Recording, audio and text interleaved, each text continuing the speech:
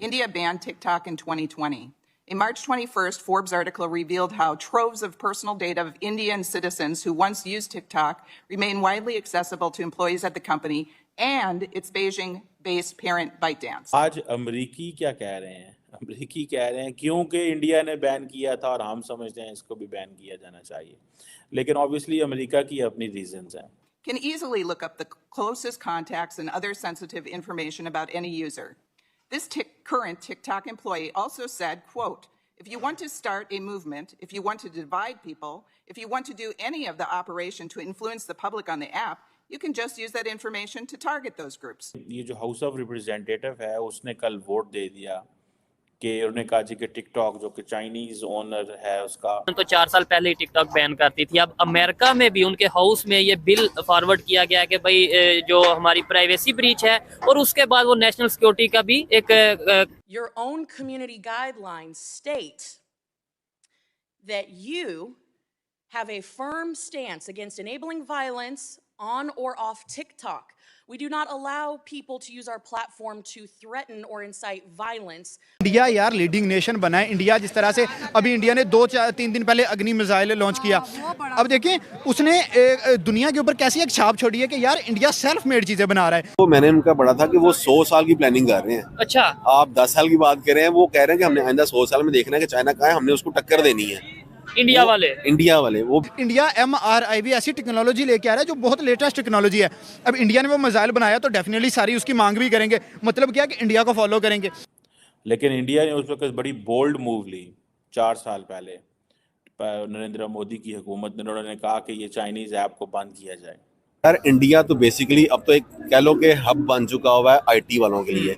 वो social media भी उसमें आता है. मैं अभी कुछ दिन पहले पढ़ रहा था कि Amazon, Twitter, Apple, Tesla, almost Microsoft, हर एक कंपनी वहां पे अपना हेड ऑफिस बना चुकी हुई है. और अमेरिकन स्पाई चीफ्स ये कह रहे हैं कि चाइना जो है वो टिकटॉक को इस्तेमाल कर रहा है to undermine the democracy. India अपनी टीचिंग में AI लेके आ रहा है. ठीक है, उसमें अब कंट्रीज उनको फॉलो में टीचर भी आ गई है जी. हाँ. मैं वही न्यूज़ देख रहा था. इसके बाद फार्मिंग में वो AI वेदर लेके आ गए हैं तो इंडिया कंट्रीज उसको भी फॉलो करेंगे. अमेरिकी क्या कह रहे हैं? अमेरिकी कह रहे हैं क्योंकि इंडिया ने बैन किया था और हम समझते हैं इसको भी बैन किया जाना चाहिए, लेकिन ऑब्वियसली अमेरिका की अपनी रीजंस हैं. लेकिन इंडिया ने उस वक्त बड़ी बोल्ड मूव ली 4 साल पहले. नरेंद्र मोदी की हुकूमत ने उन्होंने कहा कि ये चाइनीज़ ऐप को बंद किया जाए. और जैसे मैंने पहले कहा कि 58 अदर चाइनीज़ ऐप्स थी, ठीक है जी, जिनको बंद किया गया. अब अगर आप इसको देखें कि ये जो हाउस ऑफ रिप्रेजेंटेटिव है उसने कल वोट दे दिया कि उन्होंने कहा जी कि टिकटॉक जो कि चाइनीज़ ओनर है उसका और एक बड़ी इम्पॉर्टेंट एक ये ऐप है, इसका नेशन वाइड बैन होना चाहिए. और अमेरिकन स्पाई चीफ्स ये कह रहे हैं कि चाइना जो है वो टिकटॉक को इस्तेमाल कर रहा है to undermine the democracy. That's how what they are portraying it. अच्छा, अगर आप देखें बेसिकली एक ByteDance एक कंपनी है, ये चाइनीज़ इंटरनेट टेक्नोलॉजी कंपनी है जिसका हेडक्वार्टर बीजिंग में है. और ये जो ByteDance है इसने बेसिकली ये वीडियो शेयरिंग ऐप टिकटॉक और कुछ और ऐप्स भी इन्होंने की थी. ये कहते हैं जी कि हमारा काम जो है वो इन्फॉर्म करना है, एजुकेट करना है, एंटरटेन करना है और इस तरह की चीज़ें क्रॉस डिफरेंट लैंग्वेजेस पूरी दुनिया में इसमें कंटेंट क्रिएट होता है और इस तरह की बातें ये करते हैं. लेकिन अब क्वेश्चन ये आता है कि अब अमेरिका को कौन समझाए और कौन करे. अमेरिका के अंदर आप देखें ये दूसरी दफ़ा पिछले 4 सालों में कि जो चाइनीज़ ये ऐप है टिकटॉक, इसको ऊपर लॉ मेकर जो है वो डिस्कशन कर रहे हैं. अब अमेरिका के ऊपर ये भी प्रेशर है कि तकरीबन more than 170 million American users are using it. So if this is a popular app but at the same time it is owned by China, how to keep it or not. ठीक है जी. अब ये हुआ था कि 2020 के अंदर अमेरिकी सदर डोनाल्ड ट्रंप ने कि भाई हमारी प्राइवेसी ब्रीच और फिर सिक्योरिटी, नेशनल सिक्योरिटी के ऊपर सवाल आते हैं, इसलिए हम इसे बैन कर रहे हैं. और वही चीज़ अमेरिका कॉपी कर रहा है और बाकायदा उन्होंने अपने हाउस में ये चीज़ बराबर उन्होंने स्टेटमेंट दिया कि भाई जैसे इंडिया ने अपने नेशनल सिक्योरिटी को देखते हुए टिकटॉक बैन किया है, हमें भी बैन करनी चाहिए. क्या कहना चाहेंगे? हमारे यहाँ पे यूट्यूब बैन होती है, फेसबुक को बैन करने की बात की जाती है, ट्विटर ऑलरेडी बैन है, VPN लगा के लोग यूज़ कर रहे हैं, लेकिन टिकटॉक के ऊपर बात नहीं हो रही. यार मेरा नहीं ख्याल कि कोई चीज़ बैन करनी चाहिए, क्योंकि हमें है। अपने जो है ना जितने हमारे यहाँ पे जैसे कह लें इदारे बने हुए हैं, ठीक है। वो इन चीज़ को देख रहे हैं, वो सिक्योरिटी मेजर्स को इस तरह का कर दें कि आप इसमें कोई भी हाँ। ऐसा मवाद ना शेयर कर सकें कि जो हमारे मुल्क के खिलाफ बनता हो, ठीक या हो। हमारी प्राइवेसी को हिट कर रहा हो, या हमारे कोई भी ऐसी चीज़ जो हमारे मुल्क के खिलाफ जा रही है। लेकिन हमारे इधर तो वो करते हैं ना, जो हमारे मुल्क के खिलाफ नहीं, जो हमारे खिलाफ ना बनता हो तो उसे जो है वो बेसिकली हम लोग तो यहाँ पे वो चीज़ देख रहे हैं ना कि यार हमने किसी को बोलने नहीं देना, हाँ। हमारे खिलाफ बात करना नहीं, यार ये नहीं जानी चाहिए। ठीक है। हालांकि आज़ादी तो इसी चीज़ की है ना भी, आप हम किसी भी प्लेटफॉर्म पे हम हर तरह की बात कर सकते हैं। अगर हम किसी एक बंदे को, जैसे पॉलिटिकल आप देखें तो ट्विटर बंद किया हुआ, किस वजह से बंद किया, ये हम लोगों को सबको पता है कि ठीक क्यों बंद है।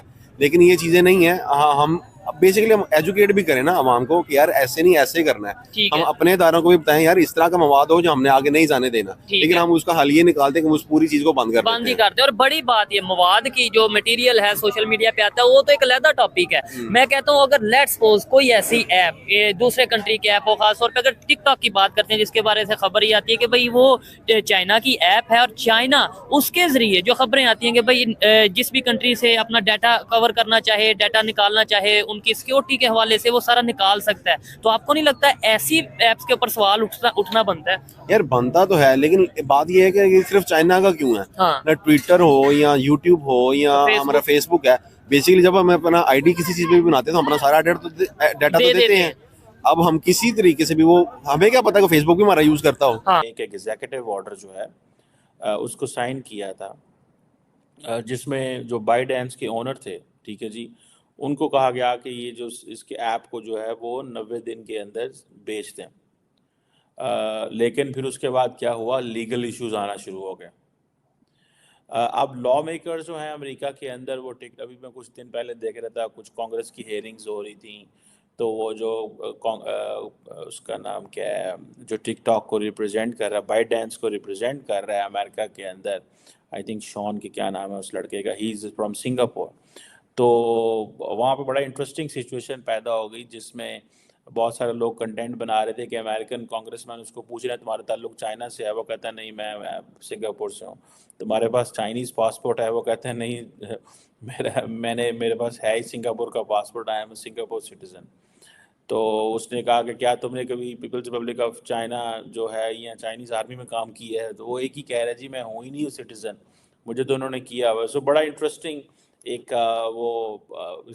इवन के मजाक की हद तक भी चीज़ें जो हैं वो चली गई और ये बात हुई। अब ये आता है कि अमेरिकन लॉ मेकर्स इस पे कह रहे हैं, ठीक है, और जैसे मैंने पहले कहा कि वो इंडिया का रेफरेंस दे रहे हैं कि देखिए जनाब इंडिया ने भी किया था, ठीक है जी। अब ये है कि यूएस हाउस ऑफ रिप्रेजेंटेटिव में वोट हुआ है 352-65, मीन्स के